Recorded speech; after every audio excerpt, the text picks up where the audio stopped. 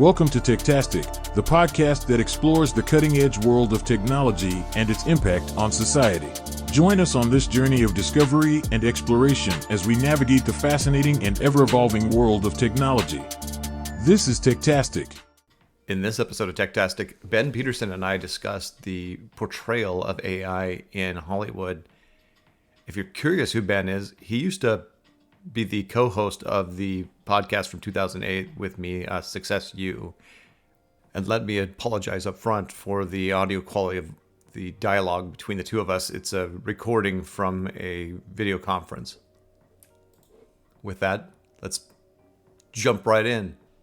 Hey, Ben, I've come up with a long list of movies that involve AI, and I noticed a trend through the vast majority of them is that if they were a big blockbuster, big budget movie, they portrayed AI in a very negative sense. There is also a group of blockbuster, big budget movies that is the exact opposite. It's a more positive portrayal of AI, and a couple of those examples would be like WALL-E, the Iron Giant, arguably the Transformers franchise, even though you've got both the Autobots and the Decepticons, which kind of portrays both, but the Autobots are definitely portrayed as a hero AI robot.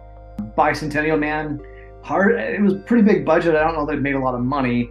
And then Big Hero 6. But last but not least is Short Circuit. Short Circuit's kind of the one that stands out because Johnny Five, I was exactly the right age. This Defense Department robot becomes self-aware and then bonds with the humans around it. I loved that movie, and it actually shaped so much of my wanting to be a technologist to start with. The thing that I was noticing, and maybe this is what drives the fear that seems to be happening around AI, is for the most part, our big cinematic universe has portrayed most technologies, and in particular AI, in a very world-ending view, or at least in a very negative view. And that's because it sells tickets. But I think this is driving what's most of the fear behind AI today. Well, and humans have a tendency to go straight to the negative anyway. And so Hollywood knows how to play the heartstrings or whatever, the consciousness of humanity very well. And like you said, they want to sell tickets, obviously. It's amazing to me how many movies that we could discuss here. 2001, A Space Odyssey, you've got HAL. He's initially presented as a helpful and obedient AI, but he later turns against the human crew members. It effectively explores themes of obedience, free will, and the dangers of creating AI that is too intelligent. That came out in 1968. I think anybody who's even remotely into sci-fi, and I would guess that most technologists are at least somewhat into AI, will know the movie 2001. But you can jump around. There was movies before that. Actually, you and I had a conversation yesterday about this, and you listed a couple of movies that, there was one in particular that was back to the very beginning of cinema. Yeah, Metropolis, 1927, I believe the date was. I don't know that sci-fi existed as a film genre. How could it? It was probably the first sci-fi movie and shaped a lot of what would come later. There were so many topics explored in it. Yeah, and again, it had that dark, ominous feeling, that prevailed in Hollywood. I think part of the conversation we had yesterday too was the whole nature-nurture aspect of it. Is the Hollywood that shapes humanity's thought process when it comes to things, or is it the thought process that shapes Hollywood? I guess it's more of a chicken-egg theory, right? I always love the chicken egg thing because that's really, for me, that's always do you believe in creationism or do you believe in evolution, right? Because if the chicken came first, it was created as a chicken. But if the egg came first, then the egg was laid by something that wasn't quite chicken. Is cinema driving perceptions of humanity? Absolutely. But it's also responding to something nascent there. It exists in some form, or there wouldn't be that drive from Hollywood to portray it. It's not that they're getting it from nowhere. It exists. And they're pulling it up and examining it. The big question has always been, what is the meaning of life, right? The whole AI genre really, speaks to that base human need to figure out why are we here. AI really ties into that, especially because of the artificial part. I think you're right. there is this whole creation aspect to it. Where did the AI come from us? You touched on something really interesting there, and that, why are we here, is also asking a similar question, what makes us us? For the first time in my life, and maybe this comes up every generation, or maybe it's always been there, but the fundamental things that we believed of what made us us are now absolutely at question. the creative ability of generating imagery, like the generative AI that's in ways that look like dreaming. It's imaginative in ways that we thought were wholly human. It's interacting with us in ways that feel more human than even conversations I have with people. They feel, I don't know, like more personal and attentive than I might get from a human interaction. And so it's starting to really make us question what makes us us. That whole thing actually ties in with the list of movies that, if you do a Google search on top AI movies, I think that you're always going to find Her on there, on that list. All of a sudden, that personality comes forth. That's the movie that I think of, all of the personality is developing. And yeah, it really does tie into that question. Why are we here? How did we get here? Why are we thinking this way? And I think that the interaction with AI is really part of that search for humanity as well. It's interesting you mentioned Her. There's a whole group of movies I put together as very similar in what they're trying and what they're doing. I don't know that everybody's seen it. It didn't have a big box office success, so it must not have gotten viewed all that often, but it came out in 2013. Joaquin Phoenix and Scarlett Johansson are in it. And it's about an AI operating system named Samantha that forms a romantic relationship with a lonely writer.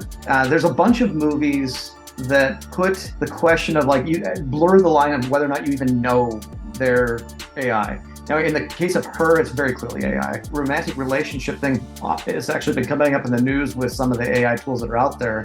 But that blurring the line between human and that artificial form of it comes up over and over again. I mean, Blade Runner, which came out in 82, and definitely Westworld, which the original movie was in 73, but there's a recent series on one of the streaming platforms that's just re-examining that same thing. There's a lot of these where we don't really know they're not human, or we question it about other characters in it. Like in Blade Runner, the Harrison Ford character, you're left at the end asking the question whether or not he was actually artificial or human, right? Right. We're blurring the line anyway. I mean, in day to day, just the conversations, you used to be able to have arguments and conversations, and you had to kind of prove the premise from memory. But I mean, these days, you just go name one of the many services that I have actually sitting around me right now and will respond when I say the names. And you can ask questions. So, really our intelligence has become augmented to the point where it's almost artificial because of the fact that we can do that. So, when you said blurring the lines, that's immediately where my mind leapt to, because the lines have become so blurred. We all carry around these incredible devices in our pockets that not artificial intelligence, but certainly augments our intelligence to the point where it's hard sometimes to see where the line is drawn. Again, you bring up interesting points. So one of the things that I was in a conversation about with somebody else earlier this morning was, does this represent a fundamental replacement of our place in the world? Does this new technology replace us? And I responded with, in no more than when we first sharpened sticks to replace the fact that we don't have claws. Does this replace our place in the environment? It is just a tool that allows us to be more than we are physically capable of. And one of the things that AI is extraordinarily good at that we are not good at is holding a bunch of different variables in our mind and evaluating the interactions between them.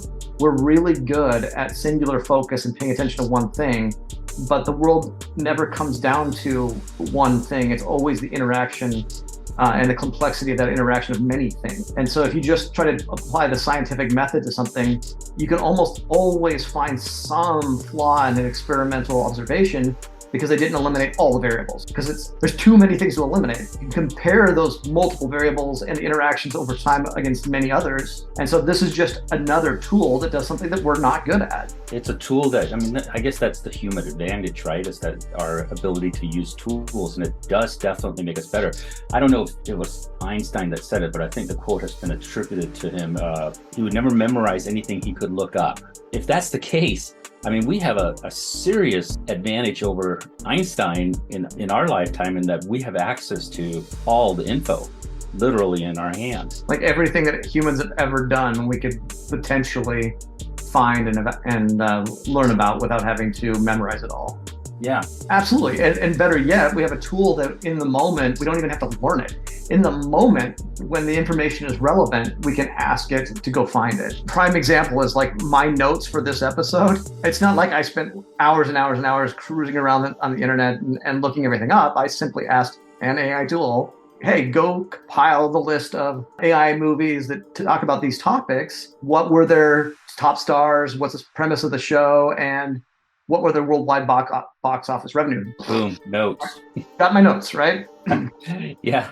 And it's funny that was the reference that you used was, I didn't spend hours looking around the internet. I mean, literally doing a search on AI movies on the internet is such an advantage over, for instance, if we go back to the Einstein metaphor there, that's already such an advantage. Now, just being able to, you don't even have to type it in anymore, right? I mean, you can just ask and you get a compiled list. Yeah, in a way that I can look at quickly during the show and quote from and make it sound like I'm much smarter than I am.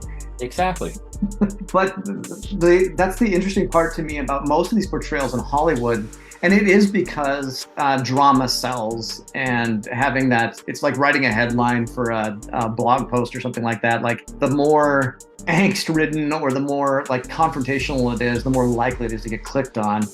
And the same thing's true of Hollywood. Like the more drama is involved, the more likely it is to sell. And so a lot of these things put these dynamics into like just right in front of your face. Like the reference of her with an AI operating system that he forms a romantic relationship with is really, can you love the technology? Is there actually is it romantically relevant? Which is really asking for me, it's asking a different question. It's asking what's the difference between the AI and ourselves? Again, what makes us human, and why this not fall into that category? Why is Samantha in that case not human? Why is the relationship wrong because of it? Almost all these go into that, but the weird one for me, when you think about it that way, then is Blade Runner, because right. In that particular case, you're actually rooting for Harrison Ford to run off with who he knows is an artificial. It's Rachel, I believe, right? Oh, Rachel, you're right. It's Rachel. Thank you. Yeah, Pris is the one I always remember, but of course she's Daryl Hannah. Yeah, she's the murderer sex robot. The murderer is a guy. Well, because she was a sex toy that like was abused and like right. The other side of the murderer, which that comes up in Westworld too. Once they realize what they are, they rise up against them because they're being repeatedly tortured in so many different ways. So if you think about the Westworld premise, where you've got these artificial robots that look so human that they're hard to distinguish, and they show all the outward manifestation of being human. They have emotions, they have human-like reactions, and then their memories are wiped effectively at the end of each session, so that they don't hold any resentment or grudge, and they can play their part. It's asking the same question though, and it does it in such an uncomfortable way by demonstrating all the violence, almost asking us a different question. Like when we don't see something as human, why are we so willing to treat it as not having any real value? You can torture it and kill it. That is such a part of us that we tend to dehumanize things in order to be able to be evil towards them. That's a whole other topic that we may want to spend a separate episode on, because that can certainly lead us down a rabbit hole. For the amount of portrayals in a negative light, I think that a lot of these movies, at least the really thoughtful ones, have done a good job of evaluating that fundamental question, what makes us human? And in some cases, they're asking kind of the same question in a slightly different light. What makes everything else less worthwhile or less valuable because it's not? Why can we put something into the box of AI and say, well, it's not human, therefore it doesn't have rights, it doesn't have, etc. And Westworld is one of the most like stark versions of that. AI, the Steven Spielberg movie, Son Replacement, was programmed specifically as an AI to love, and yet the son as well got categorized into the AI or the scary. Wow. I'm trying to remember the whole premise of the movie, but I think that was their son. Their real son was put into a coma because he was very ill, and so they were presented with a robot with an AI, and the robot was specifically programmed to love, and yet was ostracized because of the robotic or AI aspect of this. Which is, wow. I had forgotten about that movie, but that was now that you bring it up, but it was actually very powerful in that sense. Like, yeah, for whatever reason, this reminds me of pets. I love like my animals. We've got horses and dogs, right? Right. And one of the things that makes dogs to me so, well, and horses too, like most of the animals to some degree, all demonstrate this. If they're mammals, they can love. Yes. Right? And dogs do it unconditionally. Even a owner who abuses their dog, that dog will still go back to them and want love and affection. For whatever reason, we don't value that. But for me, I do more. Like I look at when my dog walks into the room and he wants to play, I don't think about, oh man, I've got work to do. I've got all these things to do and you're interrupting my life. I recognize that first of all, their life is much shorter. And so every minute's a little bit more meaningful, but also that they love so much, all they really want is a little bit of your attention. And it makes me more compassionate to have that interaction because I'm thinking about that. And some of these movies actually get into that too. I think that Son is one of those movies that does exactly that. It's not asking what makes us human, what makes us not. It does go back to that, like, why is this less? It's demonstrating these things that we think of as really important human, the ability to love. It's a very important human trait. It's doing that. Why isn't that enough? Yeah, it's scary because, I mean, a lot of these AI movies really, if you think about it, they're a bit of a mirror. It really talks to us. I mean, is it the AI that's causing the fear, or is it us that's projecting our fear upon the AI? Again, you know, a little chicken eggy there, but... Yeah, no, but the mirror was a really good one. So there's, as far as a metaphor to consider this, isn't that what all media trying to do in some form? And, you know, the silver screen cinema has been trying to do that from the very beginning, is to hold a mirror up to ourselves and force us to ask tough questions of ourselves. I really hadn't thought about it in that aspect before, and it's kind of blowing my mind a little bit when you start thinking about it. And going back to that original question, why are we here, right? There is that aspect of, you know, well, if God created us, how does he look at us? Is that same mirror piece as well? Yeah. So there's a book recently out called Fail that starts to talk about some of these things, and it starts with the premise of an AI, but it goes from there, in which humans develop the ability to live forever in a virtual world. We upload our minds into it, and it does bring up a very similar question, because the living world that still exists can view but not interact with, you know, the afterlife that is this virtual thing. They can see what's going on to a degree, not great fidelity, but enough, but they can't have any interaction with it. They're looking at it, effectively gods that created this universe. They allowed us to be created into it, but they can't really impact it. And at some point, there is that threshold being crossed briefly. And it's a fascinating way of thinking about existence and our place in it, and that question of what's important and what's not. I'm not a spiritual believer. I don't believe that there's anything that created us in that sense, not in the sense of like a Christian God or something like that.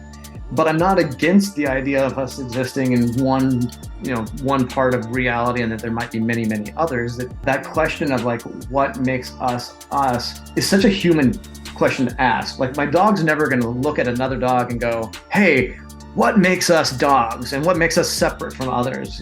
And you know that they wouldn't, because they act with humans as if we're just one of them too. Right. You know, maybe a little bit different way that they interact, because they don't greet the same way, for example. They definitely know that we're different, but they don't care. And that just gets me back to the, like, why do we care so much? I think that there's an evolutionary thing that happened with humans where we were so fragile for so long, and we had that need of the tribe as like a pack. And we rapidly also developed the major threat against ourselves after we had developed some form of tools in the form of spears and fire and all that the biggest threat to us was other us, but not exactly us, a different tribe. And so we developed the ability to distinguish between us and them at every possible level. And so some of these movies are really asking that question of like, well, if we've created something that is so us that you can't tell, why are we still separating it? And in other ways, they're asking the inverse question of, but why does that even matter? Why does it have to be us to be important? I think that is, once again, the question that comes up is because when you use the metaphor of the dog and you're the alpha dog to your dog and the love is unconditional, human love is never unconditional, right? I mean, there's always this ulterior thinking process that goes into our relationships. It's like, I love this person, but they could hurt me. And so I'm going to build a wall around that. I can't go all in and have the unconditional love because I don't trust that there isn't another motive on their side.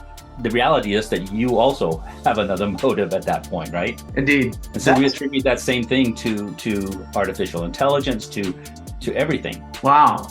Now that particular angle I hadn't thought through at all, and I love it as a thought, because maybe it's that multi-tribal thing that I mentioned before, where we've had to be able to separate from other, and knowing that other has the potential of, even within our own tribe, to your point, we have hierarchy, right? We have the alpha dog and we have the beta dog. In that, we also have to protect ourselves to some degree. We've developed all these tools of self-preservation and protection over, many millennia, if not millions of years, is what's really what we're doing in this exercise as we ask the questions about AI and keep that wall of separation between us. Is a self-protection mechanism of I can be hurt by it, even though we don't even know we're doing it. That's a really interesting thought. Yeah, it's 100%. I mean, it's such a strong driver in humanity. I mean, you can walk into a bar, have a conversation with somebody, and you can go down the list of topics and find that you have so much in common with this person, and you're developing a friendship almost instantaneously. And then somebody mentions that they like the Cowboys and you are a Bears fan, and all of a sudden the whole thing can turn. Yeah, I've talked about it as being we're multi-tribal, like we have layers of tribalism, and the further you are away from the center of your tribe. So a good example is going to Europe as an American. If you go to Europe as an American and you're surrounded by other people that, I look Northern European, right? Right. If I'm in Northern Europe, people interacting with me without hearing me talk just assume I'm one of them and there's no problem. But the instant they know I'm an American, there is that wall of separation. But if I take a bunch of Northern Europeans and go somewhere else, like Asia, for example, we all look similar enough that together we are indistinguishable from each other to everybody else that we're around. They will put us all in that bucket, and we will feel as if we're that one tribe. And the further you get away from that central tribe that you are, the more generous you are in considering others as part of you. And I think that's a safety mechanism too. I hadn't really thought of it as a safety mechanism till now, but it's that preservation piece. I need enough of a tribe to feel safe. But as you get into more and more of your central tribe, you have to shed a lot of it. And that might go to our ability to hold multiple, I actually think it's a lot to do with our ability to hold multiple different variables in our mind.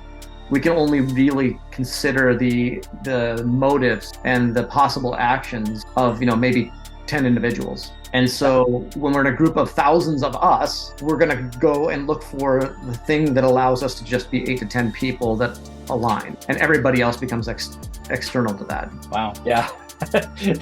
I mean, the whole analysis of AI in Hollywood has brought up so many different subjects. Insane. Welcome to Techtastic.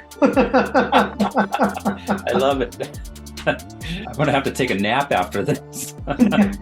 Most of these topics that I want to talk about, I think that's the purpose of it. And I think that any technology is going to cause us to evaluate certain aspects of ourselves. That's just the nature of being human. But the cinema one in particular, because it was meant to be a mirror, is one of those ones that just opens every possible door. And maybe it was too generous of a topic. Maybe we were, maybe we should have focused in on one film and said, we're going to evaluate the Terminator franchise, and we're going to look at how AI is portrayed and what it really means to be human in that aspect. But I don't like conversations like that. I like to talk about the broad, expansive topics. No, I agree. It probably would have been simpler just to, because you could take any one of these movies and say, how does this apply to the question at hand? But again, as humans, we project so much onto every aspect of our lives. AI is no different. I mean, so much of what our thoughts are on AI is really us projecting our nature onto AI. And these movies are very interesting from the standpoint of that's one person's or one group of people's analysis of what AI is and what it's going to do to us and how it's going to affect us. But we have our own analysis of that as well. And so, yes, Hollywood shapes us, but at the same time, we have our own experiences too to rely on. I couldn't agree more. When we were talking before, we were talking about that first question that you asked on whether or not it's the cinema that's shaping our view of society, or is cinema playing back what society is, and that we believe it's somewhere in, it's some combination of both. But one of the things that we talked about was also like the Star Trek franchise of TV and movies, very long franchise. There are definitely technologists that created technology specifically from watching that show. Like the iPhone does not exist without the tricorder from Star Trek. It was the do-it-all gadget, get out of jail free card for the writers of that show, but their portrayal of it started causing people to consider, how will we do that? Is that possible? I mean, that's even happening with teleportation, which is starting to become a real thing, not in the form of being able to beam down to a planet yet, a human being. People started asking the question, what would it take to do that? And so it's not just a mirror, it's also often a challenge, what's possible, an imaginative exploration of what potential we have and what could be accomplished. Yeah, we owe a ton to science fiction and the writers behind it, because it really has, in a lot of ways, shaped our world. And what a great place to end this Techtastic episode. Hey, thanks for listening. If you want to be on the show, or you know somebody that I think should be on the show, or if you just like to get a hold of me to talk about maybe a topic that we've had in the show or any other subject, my email address is hammer, just like the tool, @techtastic.tech. Thank you, and see you next time.